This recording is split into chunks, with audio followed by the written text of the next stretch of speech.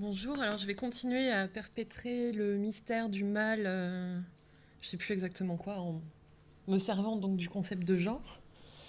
Mon intervention, elle va être en fait peut-être plus en lien avec ce qui a été dit par Catherine Achin et Laure Bérigny, mais bon, finalement tout se tient, hein, comme on a commencé à le voir. Donc moi je vais m'intéresser à- au militantisme dans différents types d'organisations. En particulier, en fait, c'est un choix restrictif, hein, plutôt aux organisations, disons, classiques, c'est-à-dire partis politiques pas mal, syndicats, associations. Tout ça pour dire que donc je ne vais pas parler aujourd'hui du militantisme féministe, ce qui évidemment serait aussi intéressant pour traiter de genre et de militantisme. J'en traiterai que très partiellement. On peut éventuellement y revenir dans la discussion, d'autant plus qu'il y a d'autres personnes ici qui ont travaillé dessus. Pourquoi s'intéresser à ces organisations? D'une part, parce qu'on peut penser, s'agissant du militantisme, qu'on n'a pas affaire aux mêmes logiques que dans le monde du travail ou dans le monde politique, dans la mesure où il s'agit d'une adhésion volontaire, bénévole, pour défendre une cause, enfin qu'on est dans un domaine moins concurrentiel, par exemple.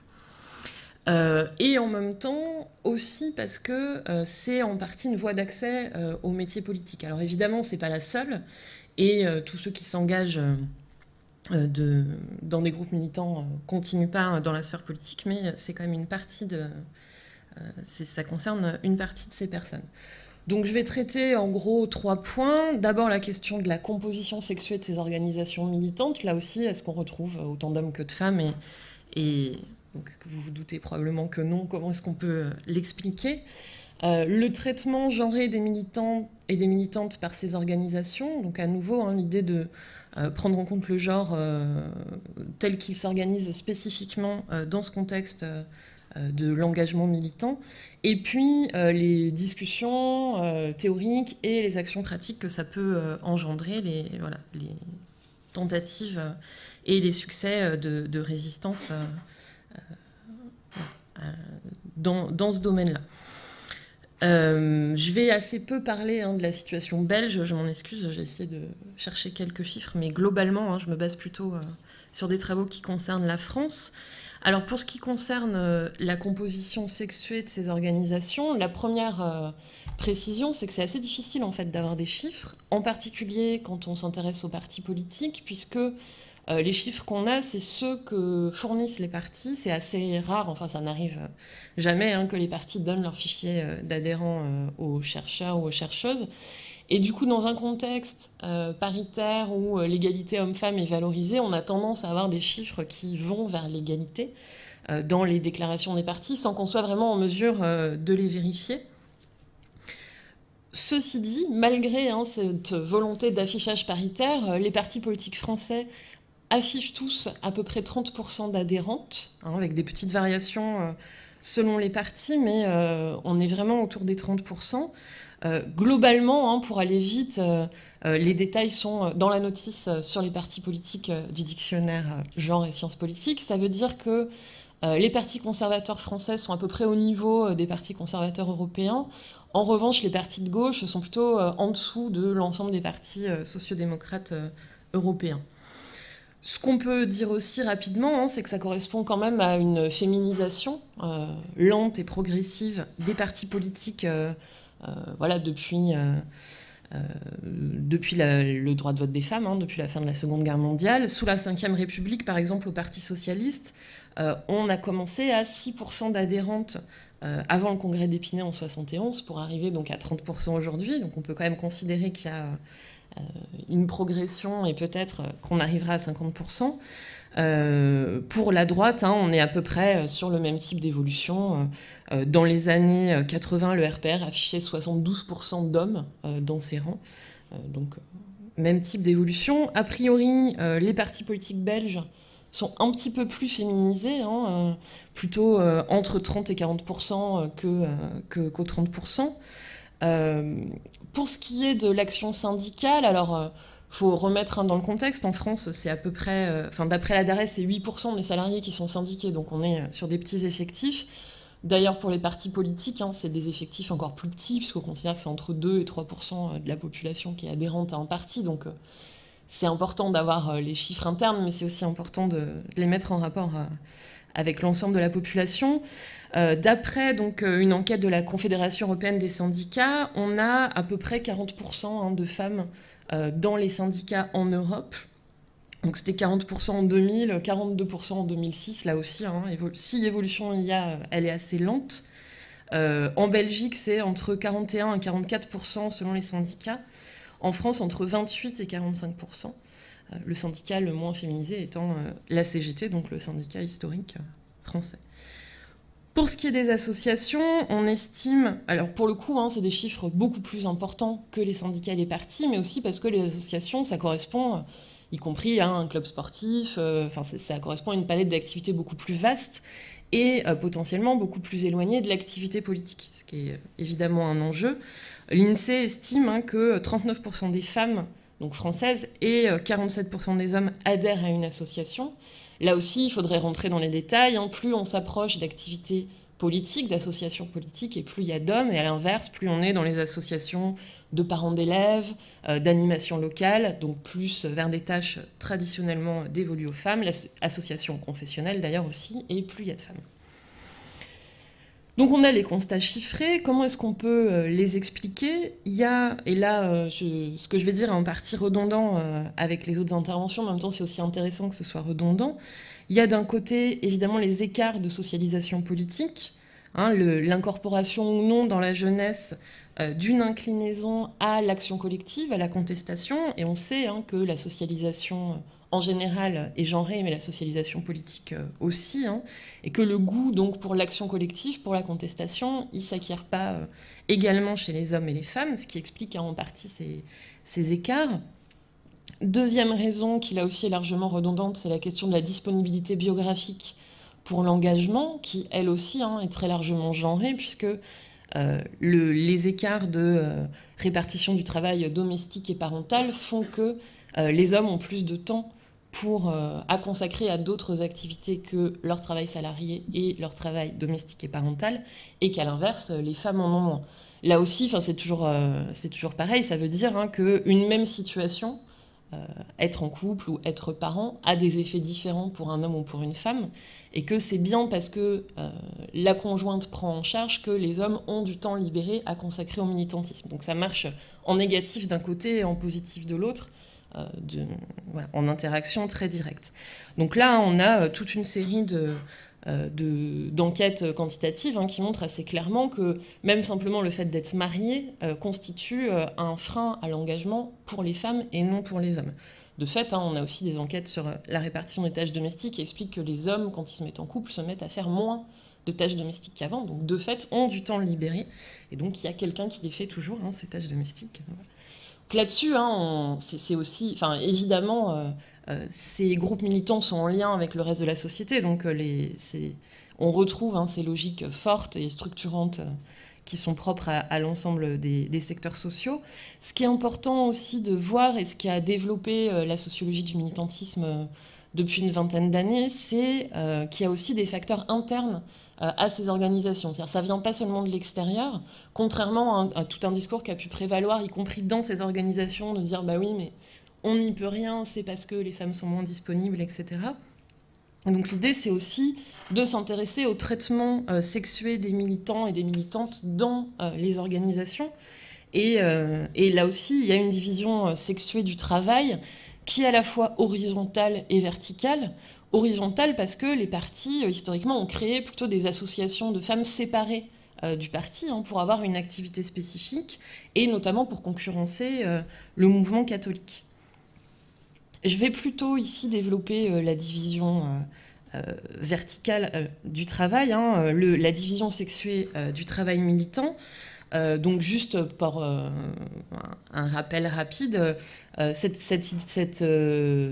outil de la division sexuée du travail vient de Daniel Kergoat, qui insiste sur le fait que il y a deux principes qui l'organisent, un principe de séparation, c'est-à-dire que des tâches masculines ne sont pas des tâches féminines, qu'elles sont exclusives, et un principe de hiérarchie, c'est-à-dire qu'une tâche masculine est plus valorisée qu'une tâche féminine. Ce qui est intéressant, c'est qu'à partir du moment où on applique ce concept et cette manière de regarder au mouvement militant, on a dans des mouvements en fait très différents des résultats très proches. Et donc moi, c'est ce que j'ai fait dans le cadre de ma thèse sur les organisations de jeunesse du PS et de l'UMP, donc de partis politiques français. Mais c'est ce qu'on trouve aussi dans des mouvements révolutionnaires d'Amérique latine, c'est ce qu'on trouve à Attac en France, qui fonctionne plutôt sur le mode associatif. Enfin, on a toute une série de travaux qui retombent sur des choses quand même assez cohérentes. Et donc l'exemple que je vais vous présenter un peu plus en détail maintenant, c'est celui de l'enquête qu'a fait Xavier Dunezat sur des mouvements de chômeurs et de chômeuses, qui est intéressant aussi parce que c'est un contexte où il y a beaucoup de tâches à répartir, puisque c'est des mouvements donc, de chômeurs et de chômeuses qui passent notamment par des occupations, et notamment des occupations de nuit, ce qui veut dire qu'il y a il y a des tâches domestiques qui émergent, puisqu'il faut organiser les repas, le fait d'occuper les lieux, mais qui ont aussi d'autres types d'activités plus classiques, des manifestations, des délégations, des tracts, etc. Donc Xavier Dunezat, il a fait une recension de toutes les tâches. Alors, il y a 2 slides parce que tout n'est pas sur une, mais je commence par celle-là, en le croisant avec les questions de classe sociale, puisque donc, vous voyez, il y a 3 colonnes, position de classe moins, neutre et plus, donc c'est relatif à l'espace du mouvement, les gens qui étaient dans des positions plus ou moins favorables par rapport à la moyenne, disons. Le premier constat qu'on peut faire sur cette slide, c'est le très faible nombre de tâches partagées. En fait, il n'y a quasiment pas de tâches qui sont partagées. Je ne sais pas si vous les voyez bien, parce que c'est tout en bas, mais voilà, il n'y en a quasiment pas. Il y a aussi très peu de choses pour les femmes de classe populaire, puisque dans la colonne position de classe moins, donc celles qui sont dans les positions les moins favorisées dans le mouvement, il n'y a quasiment rien. Porter les banderoles, s'occuper du cahier de doléances, porter les banderoles de manière partagée avec les hommes. Dernière précision aussi sur le tableau, c'est que les guillemets féminines, et vous verrez plus tard à masculine, servent à dire que ce sont des tâches qui sont effectuées en majorité par des femmes, et qui correspondent à leur qualité supposée naturelle, qu'il ne s'agit évidemment pas de dire qu'il s'agit de tâches naturelles. Ce qui est assez clair, c'est que dans les tâches féminines, il y a quasiment l'ensemble des tâches qui ont trait au domestique, servir le repas, faire les courses, faire à manger, préparer le repas, prêter ses affaires, faire la vaisselle, mettre la table, etc. Et que, en revanche, tout ce qui a trait à la représentation du mouvement à l'extérieur est plutôt du côté des tâches masculines. Donc, les tâches masculines sont sur une seule slide parce qu'il y en a plus. Il y a aussi une division en volume. Alors, ce qui est intéressant, c'est aussi de voir la division des tâches entre les hommes. C'est-à-dire tous les hommes ne font pas tout. Donc les 3 colonnes correspondent à nouveau aux positions de classe. Et il y a un aspect important dans les mobilisations, puisque là c'est plus une mobilisation qu'une organisation en elle-même, c'est celle qui consiste à s'occuper de l'ambiance. Donc là, il y a tout ce qui est faire des blagues, occuper les lieux de nuit. Les femmes n'occupent que de jour, mais ne restent pas la nuit. C'est un autre monde, le monde de la nuit.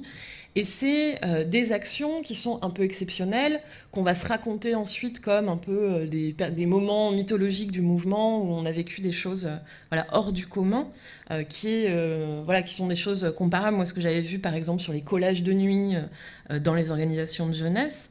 Et cet aspect-là, il est pris en charge plutôt par les hommes en position dominée en termes de classe au sein du mouvement. C'est-à-dire qu'ils ne font pas les tâches les plus valorisées, comme écrire les tracts, comme composer les délégations, être reçus en délégation, mais ils ont quand même une part dans le mouvement. On remarque aussi, là aussi de façon relativement classique, que ce qui demande un appel à la force physique est réservé aux hommes, porter les caisses de bouteilles, faire le service d'ordre, et une répartition des tâches, par exemple, sur la gestion des fauteurs de troubles, où dans la slide précédente, on voyait que les femmes discutent avec les fauteurs de troubles, tandis que les hommes maîtrisent les fauteurs de troubles. Donc là aussi, une répartition assez directe. Les hommes font quelques tâches domestiques, faire les sandwichs, la vaisselle, réchauffer les repas, mais ce sont les tâches qui ne demandent pas d'anticipation. Il n'y a pas de préparation, il n'y a pas la charge mentale de cet aspect-là. Et autre remarque importante, les hommes en position de classe dominante ne font aucune de ces tâches. Ils font les tâches exclusivement intellectuelles. Ce qui est intéressant, hein, c'est que finalement, c'est la continuité entre les tâches qui sont réputées être féminines dans l'ensemble de la société et les tâches qui sont réputées être masculines. Ça a un effet d'une part de renforcement, c'est-à-dire que ce qui se passe dans les organisations militantes produit une socialisation de renforcement par rapport à la socialisation primaire, etc. Donc il y a un renouvellement, hein, de la division traditionnelle du travail entre les sexes. Non seulement c'est pas une subversion, mais c'est pas non plus neutre, c'est un renforcement. Et puis cette division du travail, elle conduit aussi à l'invisibilisation de ce que font les femmes. Dans la mesure où c'est considéré comme dans le prolongement de leurs compétences naturelles, on considère que ça ne leur demande pas d'effort particulier. Ça ne demande pas d'effort particulier d'être attentive aux autres, de s'occuper que tout se passe bien, etc. C'est quelque chose qui m'avait frappé moi aussi en observant des réunions de débats politiques, le fait que les hommes prenaient beaucoup plus la parole, occupaient beaucoup plus la parole, tandis que les femmes démontraient de l'attention, c'est-à-dire écoutaient attentivement. Et c'est typiquement une tâche qu'on a tendance à invisibiliser. On se dit, bah, voilà, c'est pas important, mais sauf que si personne n'écoute attentivement, personne ne peut parler, ça n'a pas de sens. Donc c'est des tâches qui font partie de l'action militante, de la socialisation qui se déroule, mais qui sont complètement dévaluées et invisibilisées.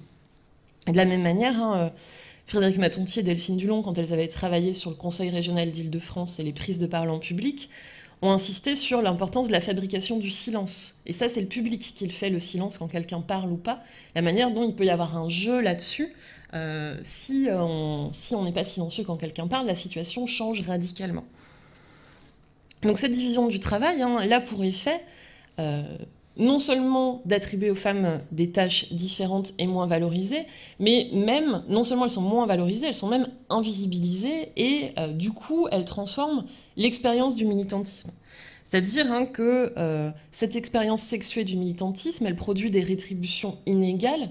Alors juste une parenthèse, on parle de rétribution dans notre jargon de sociologue du militantisme, pas pour dire que les gens viennent militer parce qu'ils attendent des récompenses immédiates, mais simplement pour désigner tout ce qui fait qu'on a envie de continuer à militer, qu'on y trouve des amis, une ambiance, la possibilité de faire de nouvelles choses, de progresser, etc. Ces rétributions, elles sont tout aussi genrées, hein. D'une part, très directement en termes d'identité sexuée, c'est-à-dire que ce qui est valorisé, les activités les plus valorisées ont trait à des qualités masculines, le goût du risque, les coups d'éclat, etc. Et donc ça va avoir cet effet de renforcement de l'identité sexuée pour les hommes, mais pas pour les femmes. Et puis, logiquement, hein, ça a un effet sur la progression au sein de l'organisation. Si on regarde, hein, les prises de responsabilité au sein des partis politiques, des associations, des syndicats. Donc là aussi, je ne vais pas développer pour l'ensemble des groupes. Hein. Pour les partis politiques, on a des chiffres qui sont de l'ordre de 30% là aussi pour un certain nombre d'instances, sauf pour les partis qui adoptent la parité en interne. Donc là, on a... donc c'est en l'occurrence, hein, les partis de gauche qui l'ont fait dans le cas français. Ça a évidemment un effet, hein, sur la possibilité de poursuivre l'engagement, et notamment vers des postes électifs. Donc cette division du travail, elle n'est pas neutre, hein, en termes d'accès aux responsabilités. C'est pas seulement un accès aux responsabilités formelles, mais c'est aussi, hein, une possibilité de se projeter, d'apprendre, d'acquérir des savoir-faire et d'acquérir aussi une confiance en soi pour continuer dans l'engagement militant. Je passe un peu rapidement là-dessus parce que c'est peut-être ce qui est le plus connu, hein, la composition des hiérarchies organisationnelles. Pour arriver sur mon dernier point, la question des luttes ou des résistances, et en tout cas du discours qui peut être produit sur ce fonctionnement interne aux organisations, pour souligner d'abord les effets paradoxaux de l'idéologie des partis politiques ou des mouvements, puisqu'il y a toute une série de travaux, et peut-être qu'on retrouvera ça pour la Manif pour tous, qu'on soulignait, hein, que l'engagement dans des associations féminines qui valorisaient un rôle traditionnel pour les femmes a pu avoir des effets émancipateurs, en fait, pour les femmes qui s'y engageaient. C'est notamment le cas des ligues catholiques, hein, qu'a étudié Magali Della Souda, en montrant que finalement, s'engager pour défendre une vision traditionnelle de la femme au foyer, mère, etc., a quand même amené ces femmes à acquérir des savoir-faire militants, puisqu'il s'agissait d'organisations non mixtes, où donc c'était elles qui faisaient toute une partie du travail, de rédaction de tracts, d'intervention publique, etc. Autrement dit, il y a des effets parfois paradoxaux de l'idéologie du parti. C'est aussi ce qu'a montré Martina Vansa sur la Ligue du Nord, l'engagement qui offre en fait à certaines femmes la possibilité de mener des carrières politiques sans pour autant remettre en cause une vision traditionnelle des deux sexes. À l'inverse, des mouvements progressistes peuvent aussi avoir des effets paradoxaux. Un affichage féministe peut avoir au contraire des effets de clôture du débat et de clôture des revendications pratiques. C'est notamment ce dont je m'étais rendu compte en travaillant sur le mouvement des jeunes socialistes français dans la deuxième moitié des années 2000, donc dans un contexte de forte valorisation paritaire en France, où c'est une organisation qui se dit féministe dans ses statuts, qui à ce moment-là adopte la parité pour ses instances dirigeantes de manière assez intéressante. C'est plus le cas aujourd'hui, il y a eu un retour en arrière. Et en fait, quand moi j'essayais de faire des entretiens avec les militants à différents niveaux, il y avait finalement, on ne pouvait plus rien dire des rapports entre les sexes au sein de l'organisation, puisque tout le monde était féministe. On est tous féministes dans cette organisation. Et c'est un féministe universel, républicain, qui du coup insiste sur le fait qu'il ne faut pas faire de différence entre les hommes et les femmes. Donc on a, par exemple, il y a eu une première présidente à ce moment-là, son successeur la remercie en expliquant qu'elle ne restera pas dans l'histoire de notre mouvement parce qu'elle était la première femme présidente, mais bien parce qu'elle était une grande présidente. Donc du coup, il y a un effet presque à rebours de surtout pas valoriser le fait que c'était la première présidente. Et c'est un discours qui, du coup, rend quasiment impossible la mise en visibilité de pratiques sexuées à l'intérieur de l'organisation, et a fortiori l'idée qu'il puisse y avoir des groupes de discussion non mixtes. Ça a été parfois évoqué, c'était vraiment tout à fait scandaleux de recréer de la différence entre les hommes et les femmes dans une organisation où cette question était réglée puisque tout le monde était féministe. Donc je caricature un peu, mais à peine sur les effets paradoxaux de ce type de discours. Pour autant, si on regarde un peu historiquement le rôle des mouvements de femmes par rapport aux partis politiques, à la fois des femmes en interne au parti et en externe, des mouvements féministes, globalement, et c'est ce qu'on a vu dans l'intervention de Catherine Achin, il y a une série de partis politiques qui ont pris d'eux-mêmes, sans contrainte législative, des mesures en faveur des femmes. Et c'est de fait en lien avec les mouvements féministes et la plus ou moins grande porosité des partis politiques au mouvement féministe. C'est lié en partie à des questions de stratégie des féministes qui investissent plus ou moins la sphère de la représentation politique et donc les partis. En France, pendant les années 70, les féministes étaient plutôt assez éloignés des grands partis politiques, notamment pour des raisons d'orientation politique plus à gauche et plus liée à l'extrême gauche. La question se pose aussi dans les syndicats. Il y a un certain nombre de syndicats à la fois pour resyndicaliser, de la même manière qu'il faut réévangéliser peut-être, et en particulier pour essayer d'atteindre davantage le secteur tertiaire, qui est un secteur très féminisé et très peu syndiqué, développe des stratégies pour réfléchir à la place des femmes, et en particulier développe des dispositifs non mixtes, des formations réservées aux femmes, des réseaux réservés aux femmes, pour essayer de combler un peu ce manque de femmes, qui crée un débat assez vif, notamment dans les pays anglo-saxons, sur l'efficacité ou non de ce type de dispositif non mixte dans les syndicats, avec d'un côté l'idée que ça favorise à la fois la politisation de ces questions et la prise de confiance des femmes dans un contexte qui serait moins... qui les cantonne moins à un rôle spécifique et dévalorisé, et de l'autre, des arguments pour craindre que ça laisse du coup de côté les questions féminines, que ça les relègue simplement à des endroits bien précis de l'organisation, sans en faire des questions transversales. Là aussi, c'est Ce sont des débats qui restent en cours dans une grande part des organisations partisanes et plutôt syndicales de façon plus récente. Merci.